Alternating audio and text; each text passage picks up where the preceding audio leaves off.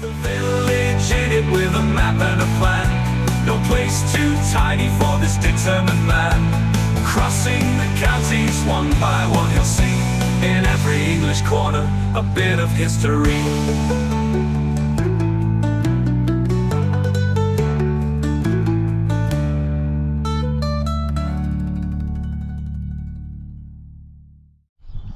Hello folks, welcome back to northwest Leicestershire again. I've got 4 for you over the next 2 weekends in this particular part of Leicestershire. We're steamrolling through these. Now this one looks, if you look around me here, like it's potentially a modern village. Well, this is just one estate, one little tiny little bit, so don't be fooled. There's a lot of old world stuff in this one. This is Packington.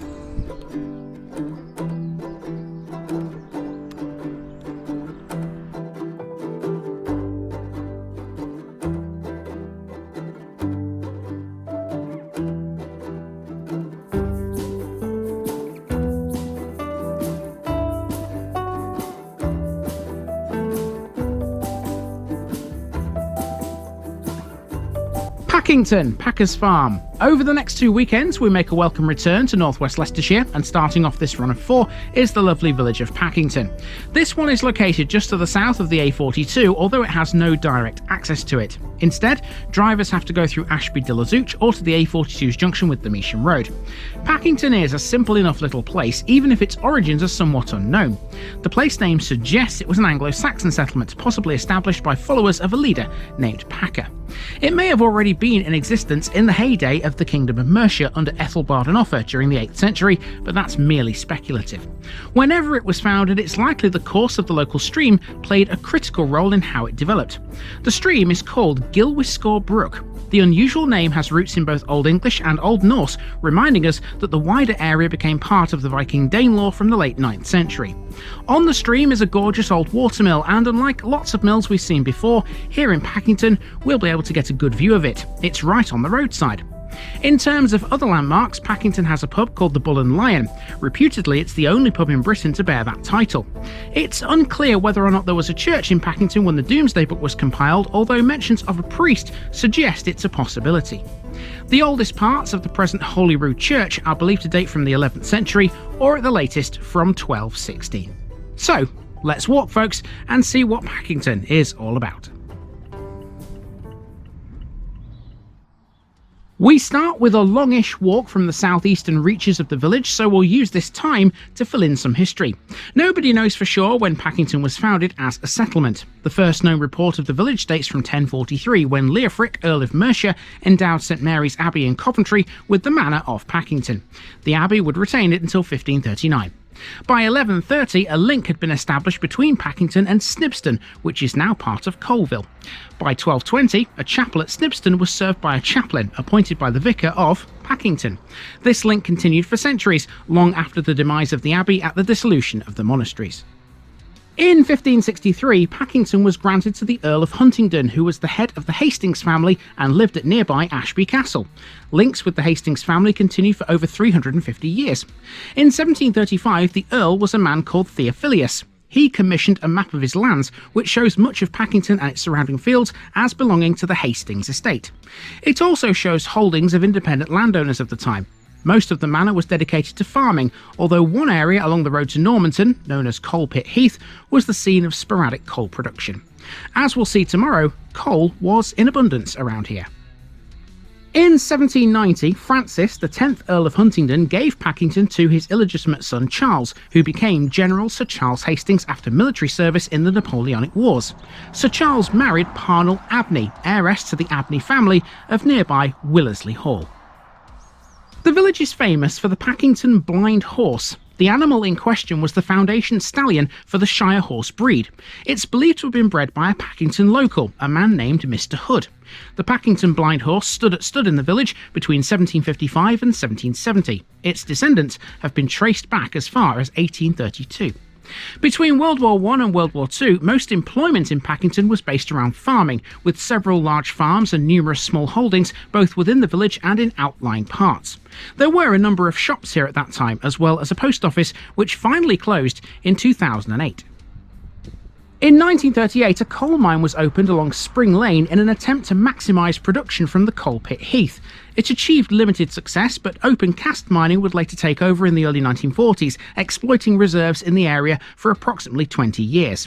Electricity came to the village in the 1930s, mains water and sewage in the 1950s, and gas in the 1960s. By the 1960s, some of the old farms were demolished and replaced by modern housing. The population of the village grew significantly in the 60s and the 70s. Despite the increase in its population over the last 60 years, Packington is still at heart an Old English village, which does well to retain its original medieval road layout and many picturesque old buildings. Following the Earl of Huntingdon's death in 1920, his niece succeeded to the estate and the title of Countess of Loudoun. She decided to spend most of her time on her Scottish estate though, and arranged to sell off most of the holdings in Packington through auctions held in 1921 and 1922. Nothing like a little 10-minute walk to stretch the legs after being sat in the car for an hour, which is exactly what I've just done. So we've covered quite a bit of ground there in those 10 minutes. We've gone from the bottom of the village, the southern part, to the top of the village now, on the road towards Ashby. Now, on the road towards Ashby, we have our first landmark, and it's something we're very familiar with from another Leicestershire village not too far away from here. As you walk around Packington today, you would likely never know that it was once an estate village. There are no visible clues except for one. Only one building remains from the days of the Hastings estate, and this is it, on the corner of Ashby Road, opposite the end of the High Street. This is the Roundhouse, which was gifted to the Packington Parish Council in 1997. We know what this is by now, right? Yep, it's a lockup. It was designed to hold petty criminals or to hold drunks in order for them to sober up. This one can't have been the roomiest, that's for sure. It was built in the late 18th century and soon became a well-known local landmark. That status has remained so to the present day, and its presence ensures Packington will always have this brilliant little focal point.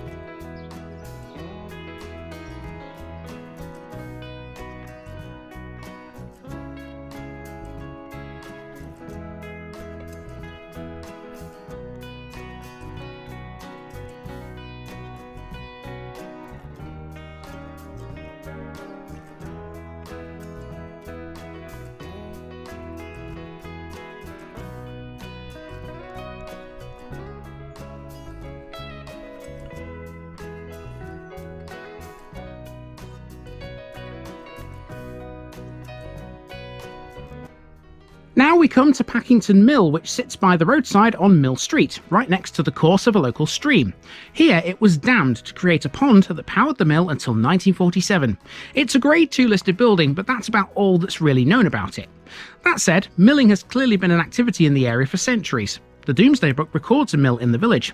Whilst the specific details of that mill are not detailed, it's common for mill sites to have a history of various structures over time, suggesting potential archaeological significance.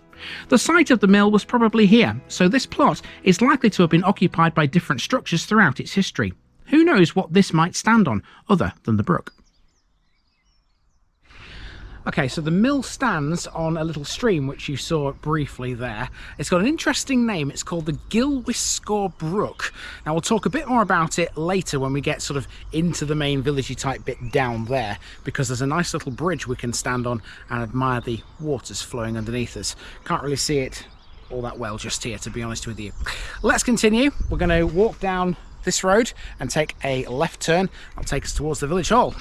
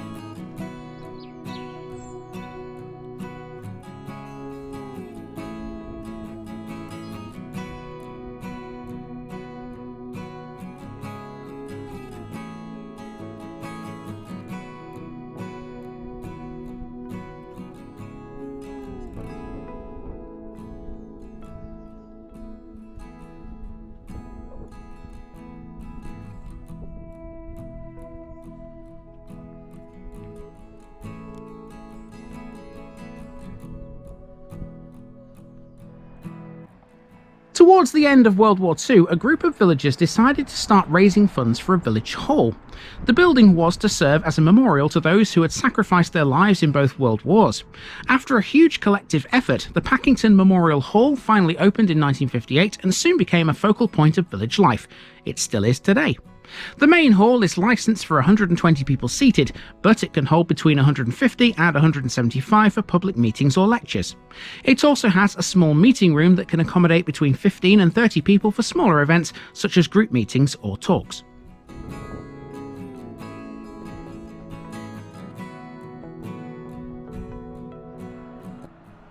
Just up the street is Packington's one and only shop, and in the other direction is an old chapel. Nonconformism in the village dates back to the mid-18th century. From around 1750, the Baptists established a base in the village. In 1761, they were loaned a barn in Mill Street for services, and from 1799, these were led by Reverend Joseph Godeby, who arranged the building of a chapel in 1832. Methodists also established a presence with their original chapel opening just off the High Street in the 1830s. Whilst worship at Holyrood Church continues to the present day, the former Baptist and Methodist churches ceased services some time ago. Membership of the Baptist chapel had declined significantly by the start of World War II, and the building was demolished in 1958. As for the Methodists, they still have a building standing, although it's a private residence today. This is the chapel, newly opened in the centre of the High Street in 1905 to replace the old 1830s one. It later gained recognition as a church in the 1930s. However, membership declined towards the end of the century, and its final service was held in 2009. Okay, so between the village hall and the old chapel, we have a parish notice board. That means one of these is going on it. And that is Packington in the books.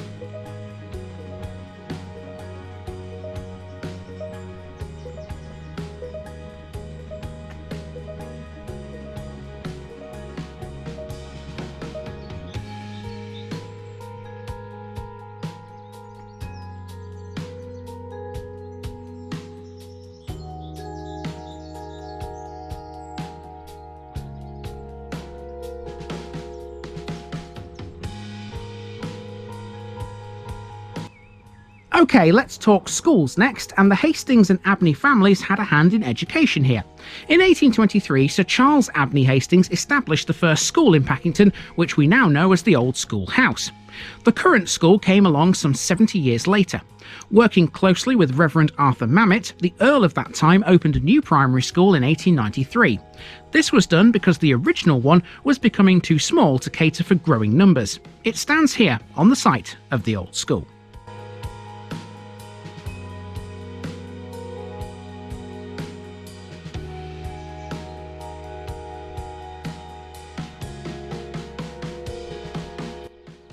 Next we have Holyrood Church, which is a Grade 2 listed building.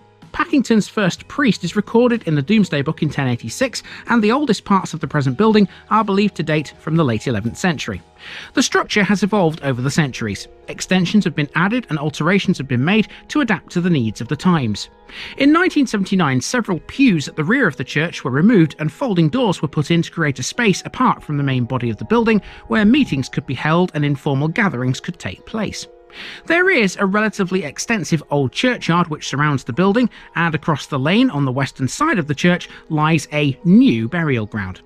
Both are maintained with a mix of help from volunteers, a paid contractor, and a contribution towards grass cutting from the parish council.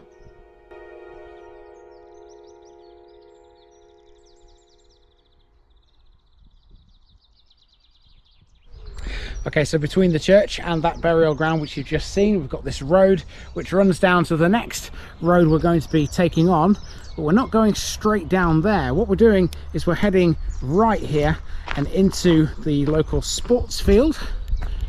Here's a little public footpath sign for you here. We're currently standing on the National Forest Way. It's a public bridleway which goes to Ashby, half a mile in that direction there. So if you fancy a walk into Ashby from here, it shouldn't be too difficult to do. We're going this way though, towards Oakthorpe and Hicks Lodge, because this will go into the recreation ground, which you can already sort of see just there. Now we've reached the Packington Memorial Recreation Ground at the westernmost extent of the village. This has a football pitch, but you'll notice there's no cricket square, even though Packington does have a cricket team. Until last year, Packington Cricket Club played their home games in Ashby, making use of the cricket pitch at Ashby School. The club, whose records go back to 1861, were formed in the village, but they've had to use the facilities at Ashby since the mid-1990s. The agreement, though, ended last October because the school wanted to install a 3G football pitch on the land being used by the cricket club. Packington were then asked if they would move location, and they will soon be able to play on Weston Park, elsewhere in Ashby.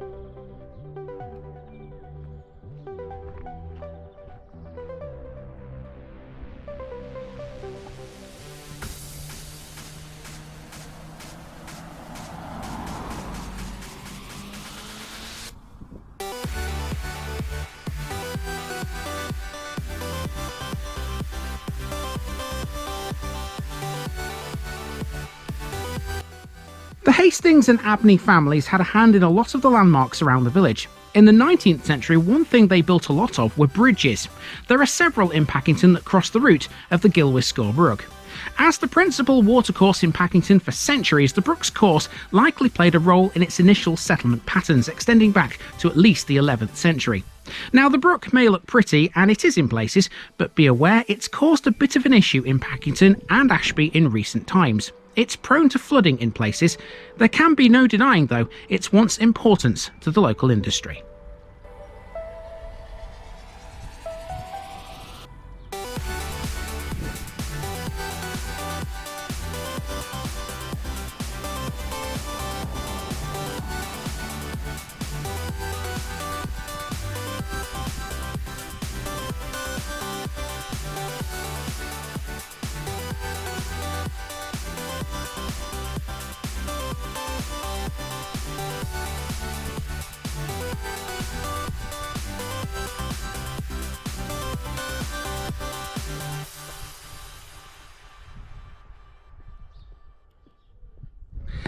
Okay, we're almost at the end of this walk now, but we do have one landmark left, and that would be the local pub.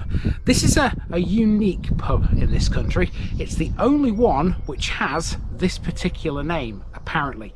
It's called the Bullen Lion. A great welcome and good food will always await you at the 17th century Bullen Lion. It's believed to be the only pub in the country, and possibly the world, that has that title. Its unusual name makes a bit of sense though when you consider what it represents. Its name commemorates the alliance between the Hastings and Abney families.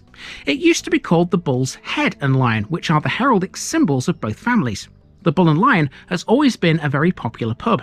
As the only one in the village, it continues to attract custom from within Packington, but also further afield. It's handy for visitors to the National Forest and walkers exploring the surrounding countryside. Now here's one final thing to consider before we wrap this one up. If somehow we'd have been able to walk around Packington in the early 1880s, by this point we'd have crossed the county boundary with Derbyshire several times.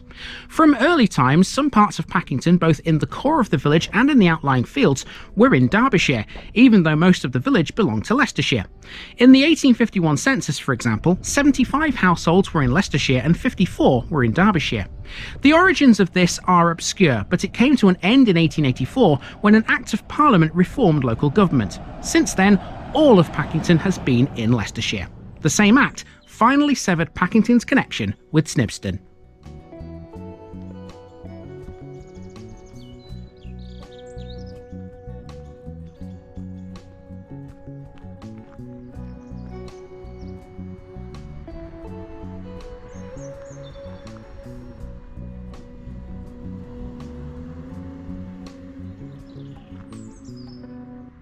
South of the village, but still within the parish boundaries, is Champneys Springs. It's a luxury spa resort, one of 4 across the country.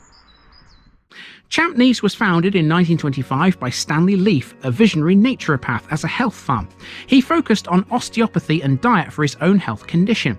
The company has since expanded to multiple resorts and spa hotels across the nation. Leaf's first venture was the Nature Cure Resort in Tring, Hertfordshire, which was built in 1925. Now there are 3 others in Henlow, Forestmere, and here in Packington.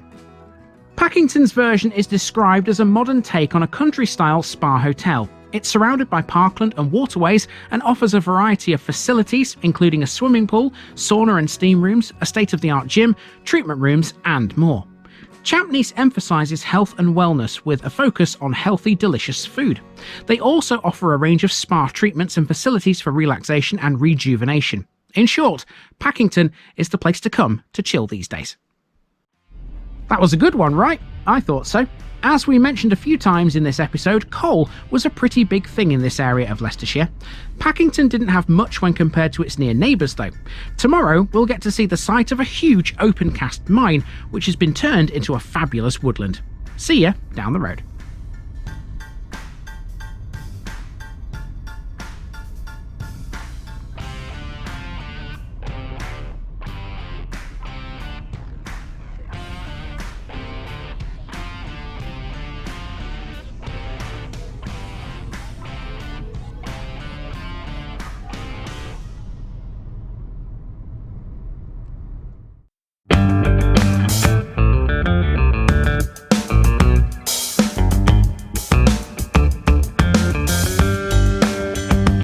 Now, just before I go, remember, this video is part of a huge project to visit every civil parish in England. That's more than 10,000. These routes are pre-planned, and due to time constraints, I can't cover every detail or walk down every street. Please don't complain if this video missed something out. I pronounce names how I choose to. I am very aware that local dialect may vary, and I don't take kindly to criticism about this. You've been warned.